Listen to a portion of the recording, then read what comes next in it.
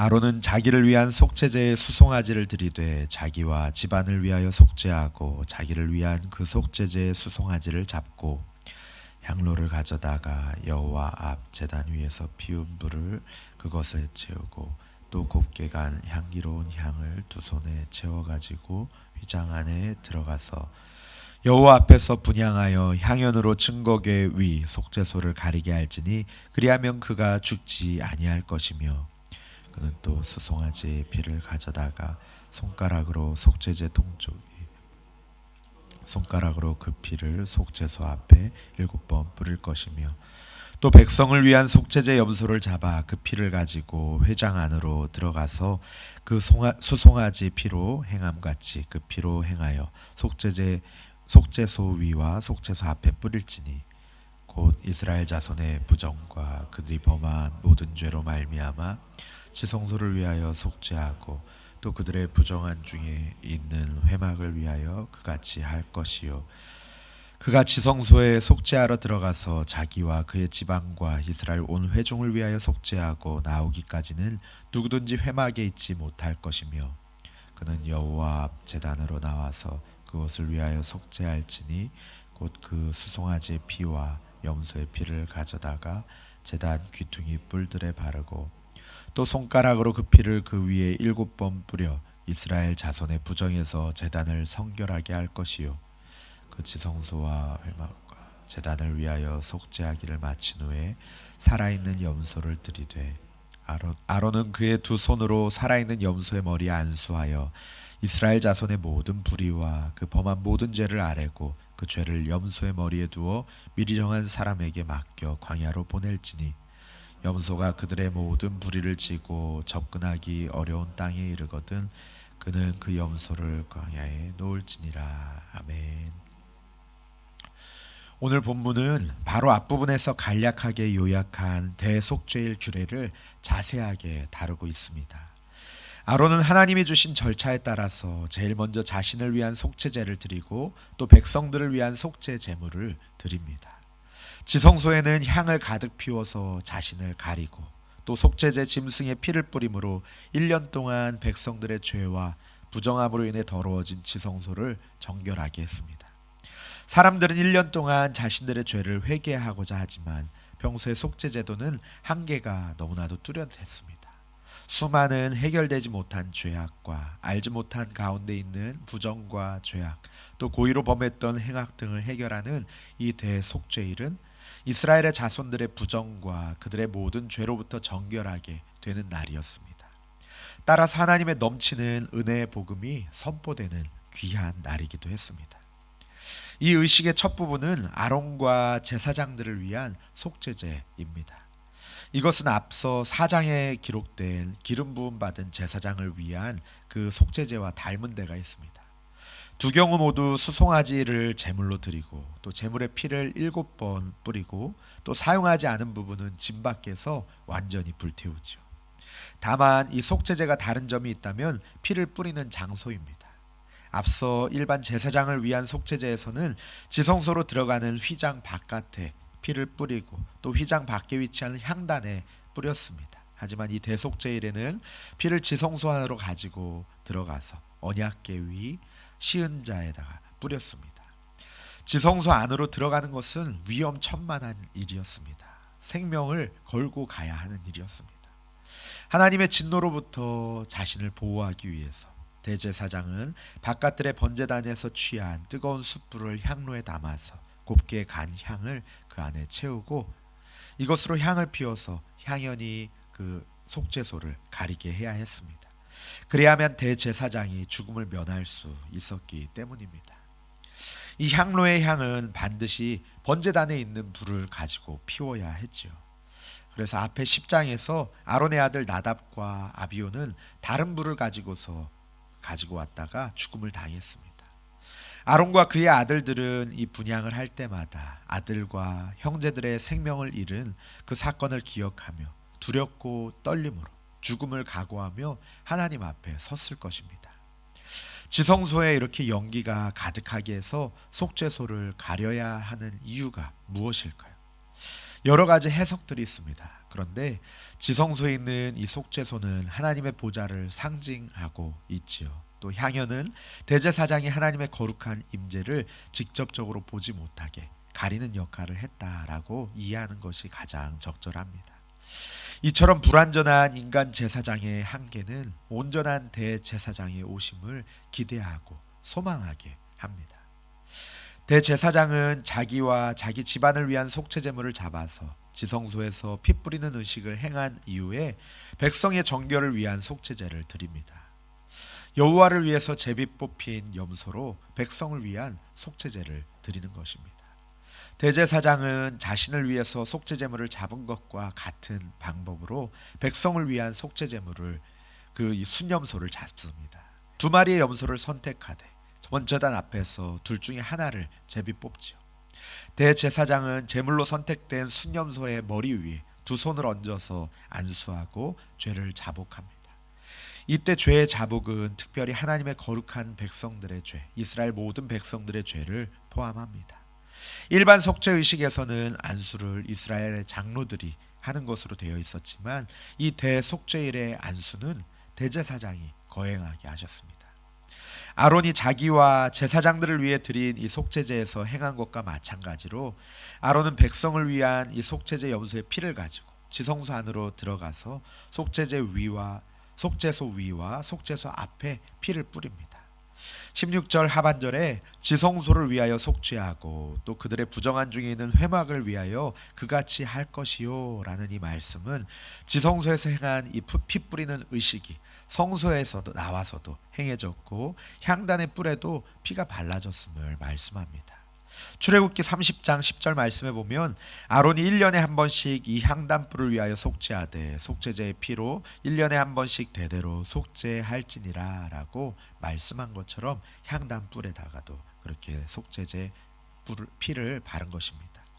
대제사장은 지성소와 성소를 위해 속죄한 후에 회막들에 위치한 번제단 뿔들에도 수송아지의 피와 염소의 피를 바르고 또 손가락으로 제단 위에 7번 피를 뿌려서 단을 거룩하게 합니다.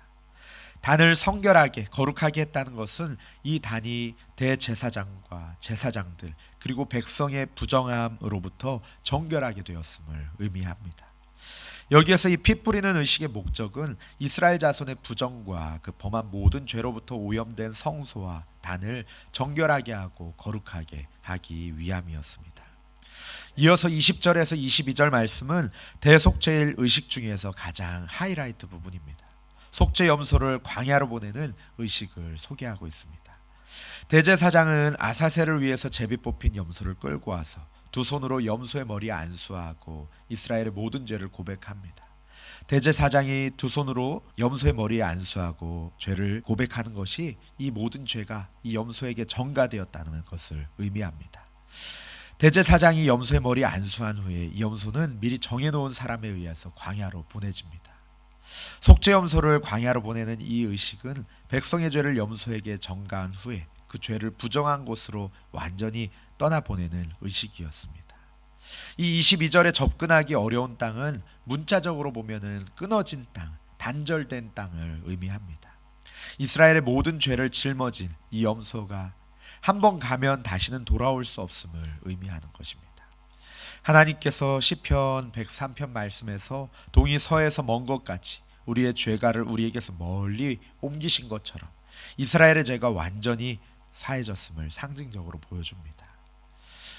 영어 표현에서 scapegoat라는 단어가 바로 이 아사셀 염소에서 나왔습니다. 우리말로 번역된 것을 보면은 희생양 또는 희생양으로 삼다라고 하는데 다른 사람의 죄나 잘못을 대신 지고 가는 사람 그러한 행위들을 말할 때 사용되곤 합니다. 바로 이 염소가 이스라엘의 모든 불의를 대신 지고 접근하기 어려운 땅, 완전히 단절된 그 땅으로 보내줌으로써 이스라엘은 정결하게 되었습니다. 하지만 이제는 예수님께서 우리 죄를 대신 담당하시고 십자가에 달려 죽으셨습니다. 세상 죄를 지고 가는 하나님의 어린 양이요 또 고난받는 종이 되시어서 모든 죄인을 용서하고 하나님께로 나아갈 길을 활짝 열어주셨습니다. 이처럼 우리 예수님은 십자가에서 대속적으로 죽으심으로써 대속죄일에 모든 이스라엘 백성을 깨끗게 하려던 아론 대제사장의 일을 완성하셨습니다. 우리 예수님은 아론보다 훨씬 더 뛰어나신 분이시고 완전한 대제사장으로 우리에게 계시며 우리의 죄를 완전히 속량하셨습니다.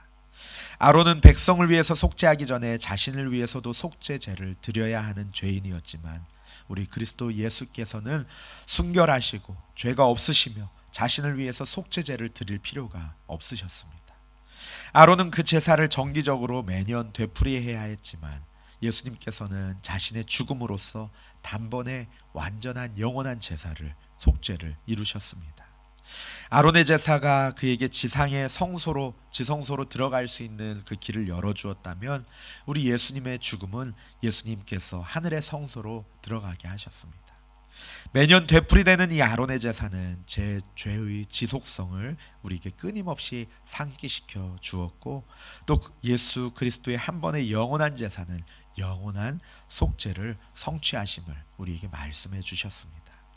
예수님의 대속적 죽음으로 말미암아서 지성소를 가로막고 있던 그 지성소의 성소의 휘장이 위로부터 찢어졌습니다. 단번에 그리고 영원한 제사를 드리셨기 때문에 매년 대속죄일이 다가오면 속죄를 반복해야 하는 것처럼 예수님의 죽으심과 부활이 반복될 필요가 없게 되었습니다. 십자가의 구속은 영원하고 완전하신 구속입니다. 그러므로 성소의 휘장처럼 찢긴 주님의 몸 사이로 우리는 하나님 아버지께 담대히 지성소에까지 나갈 수 있게 되었습니다. 단지 1년에 하루만 오직 대제사장만 나아갈 수 있었던 것 아니라 이제는 어느 때나 누구나 하나님 앞으로 그 보좌 앞으로 담대히 나아갈 수 있게 되었습니다. 우리는 예수님의 피를 힘입어 성소에 들어갈 담력을 얻었습니다. 그러므로 우리는 히브리서 기자가 말하는 것처럼 마음의 뿌림을 받아 악한 양심에서 벗어나고 믿음 안에서 사랑과 선행을 격려하고 예배하고 삶의 예배로 나아가야 할 것입니다. 오늘 하루 완전한 대제사장 되시는 우리 주 예수님을 깊이 묵상하고 또 감사하며 온전한 삶의 예배로 나아가시기를 예수님의 이름으로 축복합니다. 우리 시간에 말씀을 붙들고 함께 기도하기 원합니다. 함께 기도하실 때에 하나님 우리를 위하여서 완전한 대제사장 되시어서 한 영원한 제사를 드리신 우리 주님의 그 대속의 은혜에 감사합니다. 대제사장 되시는 주님을 깊이 묵상하고 그 주님의 길을 따라가는 우리들의 삶이 되게 해달라고 또 개인적으로 가지고 나오신 기도 제목으로 함께 기도하시겠습니다. 예수 나의 좋은 치료자, 그의 눈이 머무는 곳은 나의 슬픔과 고통, 고개를 들어 그의 눈을 볼 때에 난 알았네.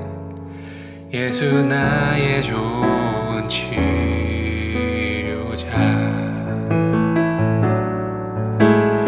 예수 나의 좋은 치료자, 그의 손길이 닿는 곳은 나의 상처와 아픔, 영원히 흐를 것 같았던 눈물 다 멎었네. 예수 나의 치료자,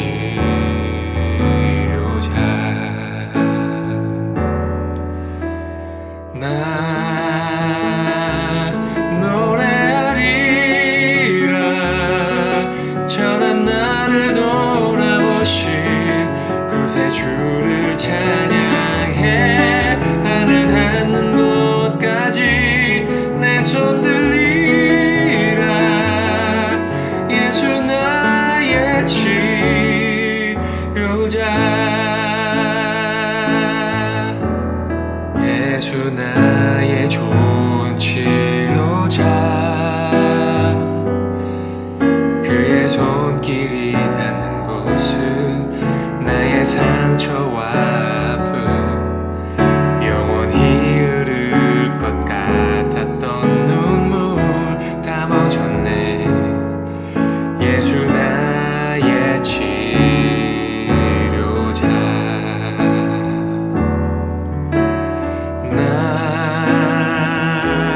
노래하리라. 천한 나를 돌아보신 구세주를 찬양해. 하늘 닿는 곳까지 내 손 들리라. 예수 나의 치료자.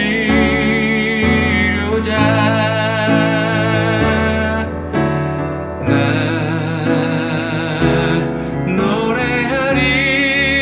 노래하리라. 천한 나를 돌아보신 구세주를 찬양해. 하늘 닿는 곳까지 내 손 들리라. 예수 나의 치료자.